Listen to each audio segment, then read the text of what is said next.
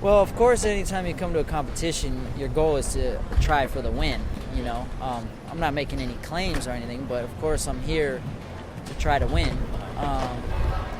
So the best thing I can do is just, kind of formulate a strategy and hope that that's going to hold up against some of these other skaters because, there's some of the best skaters in the world are here. So I just got to trust that the game plan I come up with will be good enough to compete with them. Competition mind state is really doing the tricks that you're most consistent at, the hardest possible tricks you can do most consistently.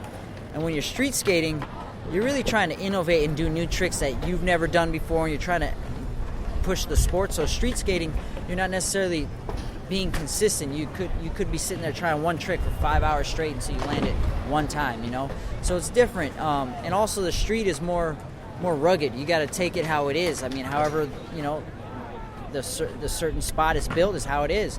And with park skating, they're able to fine tune it and kind of make it a little, take the cracks out of the ground and kind of certain thing. You get to make it a little more plush, Yeah. So if you skate too much park and then you go skate street after a while, you kind of go a little soft. So you kind of have to keep an even balance of the streets and park to try and keep your edge.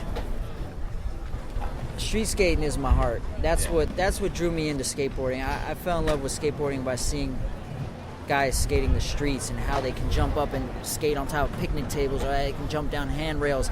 And street skating, it's more like an art, less like a sport. Of course, it takes athleticism, but it's more like you could be driving down the street and you could see something and you can be like, whoa, I think I could skate that. I think I got this or that trick for it. It's like spontaneous. Something can just pop out of nowhere. But you can go to a skate park and certain obstacles are built specifically, for skateboarding. In the streets, it was never meant to be skated. So you just got to use your creative mind to work it out.